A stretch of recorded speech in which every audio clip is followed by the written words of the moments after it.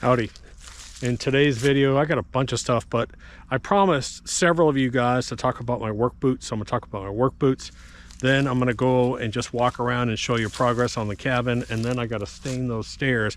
We got 4 days of rain moving in. So I got everything stained on the deck, but the stairs are brand new. I gotta stain those. Here we go. So you know your life is messed up when your wife steals your archery target deer decoy and makes it part of the Christmas display. That's just not right. It's not right. Morning. Someone keeps asking about my work boots and I keep forgetting to post a video about it, so I'm just going to do a quick video on the work boots that I have tested. I've been through so many pairs over the past 2 years and finally landed on the one that I love. And then I'll take you over and I'll show you some of the progress that's going on over at the cabin project. And maybe I'll talk about what has died. We have 26 degrees night before last night. This morning we got down to 29. It's cold. I was out there deer hunting with electric socks on and everything else. It was chilly. I'm gonna try and find a link to these. In the description below, I'll link to a page, and on that page, I'll link to these boots. And then I'll also link to the insoles, which is a real big part of this. So I'll just put one link. It'll go over to their website and there'll be a page built, and I'll try and keep this. Now, I will warn you that these things sell out, and if a bunch of you guys go over there and try and order these things, I guarantee you that they'll sell out, so you have to be patient on them. But there's an exact model. This is actually made by Salomon, which is a kind of a high-end boot, and it's not cheap. I'm going to warn you now. It's they're $200 or $200 and something, but they're absolutely worth it. I have learned over the years there's two things you really want to take care of. Number one, you take care of your feet and you take care of your eyes, because when those go, you can't do anything. What I do is I buy 2 pairs and I rotate them.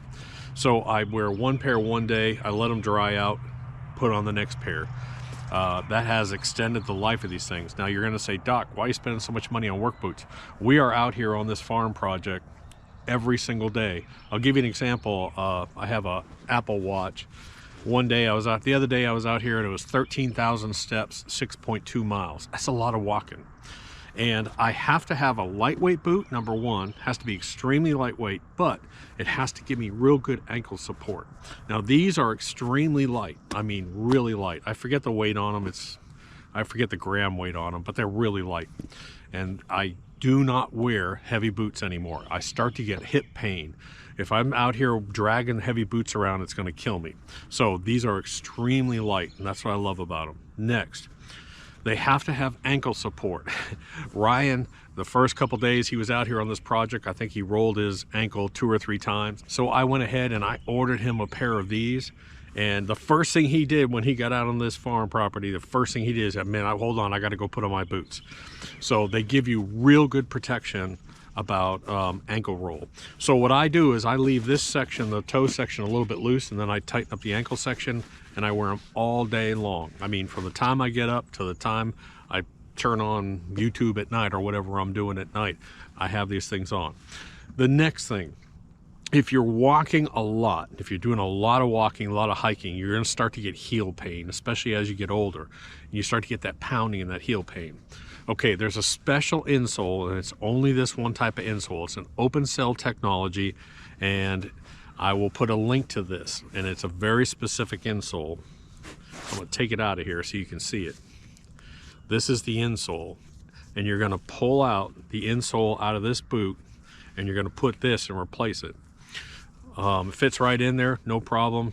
You just order the rough size that you want. You can also put those insoles in any other boots that you have, and man, let me tell you, that'll change your life.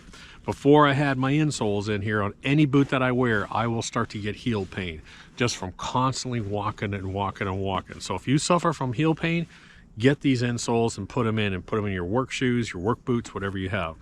So this is the Salomon boot. Again, extremely lightweight. It's a hiking boot, but they do make a boot that looks like this that's actually heavier, so you don't want to buy that one. So again, I'll link to these down below. That was your question a couple of you guys had, so that's the answer. Let's go look at the cabin project over here. Okay, so with this temperatures in the 20, I did a video on winterizing your sprinkler system. I just posted that up, and winterizing even your house faucets. But we have a lot of things planted here because we manage this for the wildlife. So we have a lot of things planted here that are winter tolerant. They can't go down to the teens, but you know, when you get in that high 20s, they'll survive. That perennial rye down on the pond, that's actually looking pretty good. It's not going to really grow too much right now, but man, it looks great down there. This stuff over here, again, excuse me, that's annual ryegrass, not perennial. This is annual rye and clover in here, looking good. We trench this and we put in power, water, and then a big 2224 cable, because at some point we're probably going to put solar panels on this roof, and then I want the solar panels to run back over to the house. I'll probably put up there some Tesla power walls or something. So that's just not, that project is not a rush. What I really want to get done is I want to get this cabin project kind of completed. So let me tell you what we did. We did a dry pour down at the bottom, and then we built these steps yesterday. I keep saying we. Jesse basically built them. Man, they look just fantastic. And I'm going to stain them the same color as this dark stain up here. Someone was asking about that stain color. It's a Cabot stain. It's Australian oil or something like that, but it's Jarrah brown. And let me show you what we're going to do. This is actually pretty cool on the inside. So understand, this cabin underneath is completely open. There's no way to control moisture. There's no way to control humidity. And I've dealt with floors so much over the past few years. I can't put LVP down here because there's such a great discrepancy as far as the temperature. You got to have it more consistent. LVP won't work in here. I can't put down engineered hardwoods because you have to have humidity control, and I'm not going to do humidity control here. So here's our thought, and man, this worked out great. I have deck boards out front that sit out there all year, get rained on and everything. So I said, dude, I was talking to Jesse, I said, I'm just going to do a deck in here. So I ordered 5/4, 6-inch premium grade pressure treated deck wood, and that's what we put down in here. Man, it's going to look fantastic. Now we're going to sand this lightly, and we're going to stain this that same dark Jarrah brown, I think it's called. And man, it just looks awesome. Even the wife came over and she said, holy cow, that's going to look great. Doesn't that look cool? That just looks so cool. So how do we put this down on the subfloor? We used subfloor glue, and we ran basically a zigzag B on the board, and then we shot it with 16 gauge 2-inch finishing nails, and she is locked in there solid. So I've got my winter sun hat on and my sunscreen on my nose. So Jesse texted me this morning. He can't make it out. He's got some personal stuff he has to take care of. He has to take care of. So we've got 4 days of rain moving in, and I told him, I said, I want to get some stain on these steps. They've been pounded by the sun for 4 days now, and I'm going to go ahead and stain them. I probably should give them another week, but 4 days of rain, and they're not going to dry out. If I don't get stain on them now, I'm going to put stain on them, and then I'm going to throw a tarp over them tomorrow before the rain starts. But I'm going to hit them with a little bit of 80 grit just to rough them up a little bit and clean them up.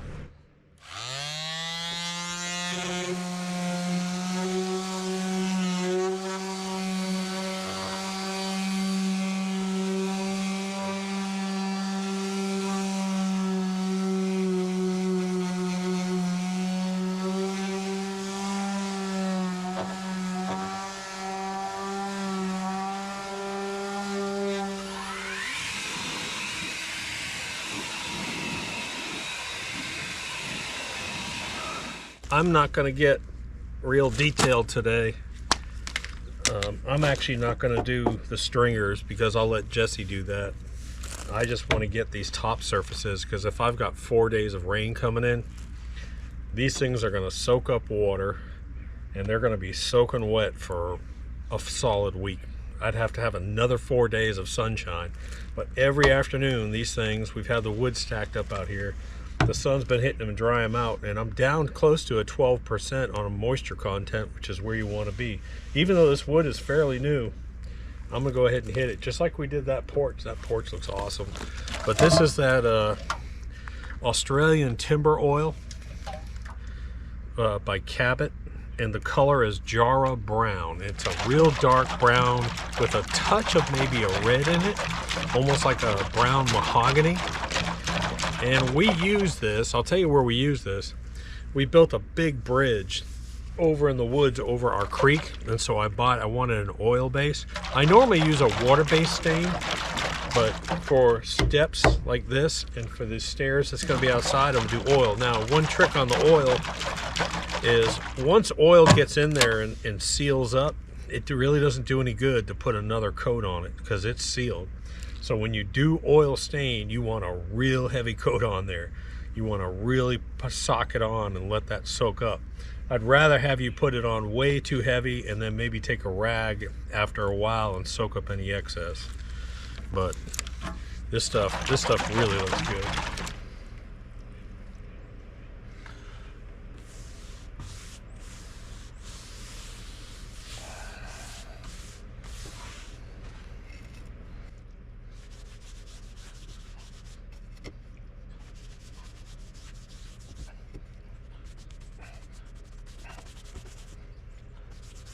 But again, I feel it's so heavy that it almost feels like it's sitting on top. You do need to smooth it out so you don't have to watch it close on the stairs. Look at that color in the corners. That's the color we do the inside floor too.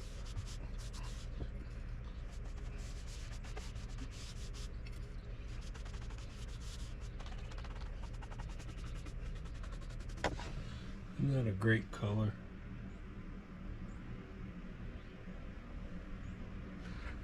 So that's done. Man, that looks so good. This will dry. This will dry close to that upper color. We got mud all over that. And this is why I wanted to get a coat on this, is because we're tracking mud all in here. And if that mud gets into this wood, I got a big problem. I'll come back later. If I want to put another top coat on here, I can. It's really hard to do a second coat of stain once it dries because it's an oil. But so here's my thought. We're getting ready to, everyone keeps saying, why is that barn, that shed over there white? Well, I'm getting ready to paint that. I thought that this cabin was going to have a little bit more green to it, not green. So there's a colored called, I'll have to find the chip, I forget. And it has a little more green. This is a little bit too brown for us. So when they're painting that, I asked them to come over here and put one coat of that color on here. But they're going to paint that bottom line here, and that wood that's down the bottom there, they're going to paint. And here's what I'm thinking. I'm going to steal some of that paint, and I'm going to paint the risers and that front plate that dark green brown color too. The railings and all that's going to be white. We want those to pop out, but man, that Jarrah Brown, I'm telling you, it's my favorite color. Now it will vary. So this piece of wood here, my watch going off. This color, this board here has been outside for months and it's darker. So and I hit it with real heavy with stain. So your boards will vary based on their natural color, but man, I just absolutely love that stain. So we survived the 26 and 29 degree weather. Now we've got rain for 4 days. And my wife just told me, she said, go look at the deer. She said she painted its nose red. I'm like, dude, that's my decoy. She's out here Christmasing the shit out of this place. Jeez. She actually painted the nose red on the decoy. Oh my goodness. What a Christmas cluster. Oh my gracious. Pond looks good though. Anyways, guys, I got a bunch of videos coming out. I've just been real busy, but I promised you guys I'm going to do a video on this Apple Watch. I hated Apple Watches. I thought they were the stupidest things until I got one and put it on my wrist. I can't live without this thing. I'm just telling you. So hit that subscribe button. I'll try and get that done next. Doc.